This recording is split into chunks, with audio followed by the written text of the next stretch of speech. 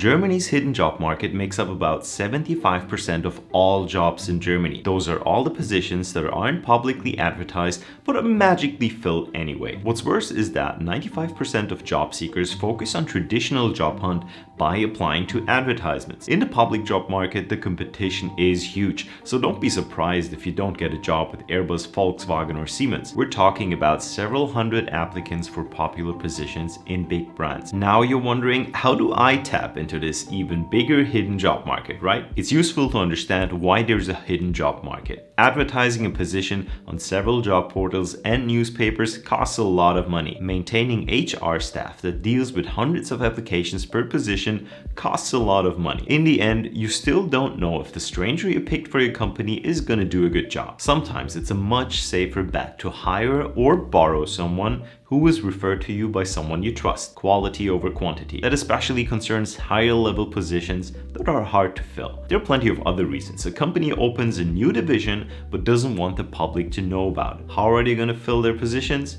They must get people on the hidden job market. A significant path to entering Germany's hidden job market is to work with recruiters and temporary employment agencies. Instead of getting hired by, let's say, Tesla, you get hired by a temporary employment agency. They borrow you to Tesla. Sometimes it's more convenient and safer for big companies to borrow a reliable workforce for a limited time instead of hiring new people. In many cases, companies directly use temporary workers instead of advertising positions in the first place. Volkswagen has a benchmark for temporary workers. They should make up about 5% of staff in each location. For an enterprise with more than 500,000 workers around the world, that's quite a big number. Temporary work agencies have a bad reputation in Germany because years ago the conditions weren't so great. Today there are several regulations in place like the equality principle. Temporary workers are entitled to the same salary as the regular workers after some time. There are some good sides to being a temporary worker. Instead of sending out several job applications to lots of companies, you make a deal with one agency.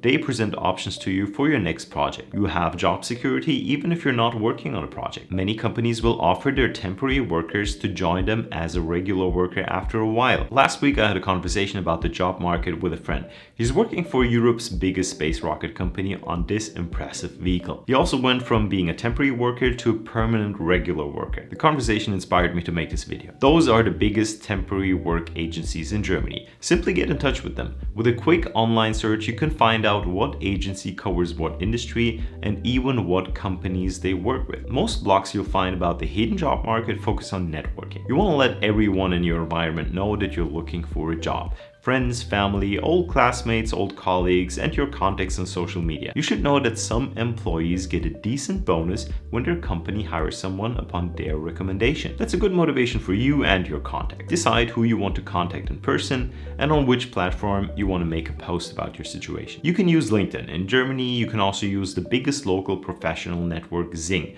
which has more than 20 million users, even a little more than LinkedIn has in this region. In my opinion, a well-maintained profile on one platform is enough. An up-to-date profile also allows headhunters to get in touch with you. You can also go to career fairs, conferences, industry associations, and events from the Chamber of Commerce. There are even job search support groups that you can join online. Check out the links in the description. Another way of increasing your chances to land a hidden job is simply by sending out blind or initiative applications. I see it all the time that my students got a job that wasn't even advertised. I got a tip from another business owner. He said that people should apply again after about 6 months. Companies have new projects all the time and the demand changes. There's also a clever variation of this approach. Follow the news about an industry or certain companies. When they announce to open a new branch, get in touch with HR. Or even better, find an employee on LinkedIn who's somehow related to the news or your desired job. You want to know how to get the latest news about a company or an industry?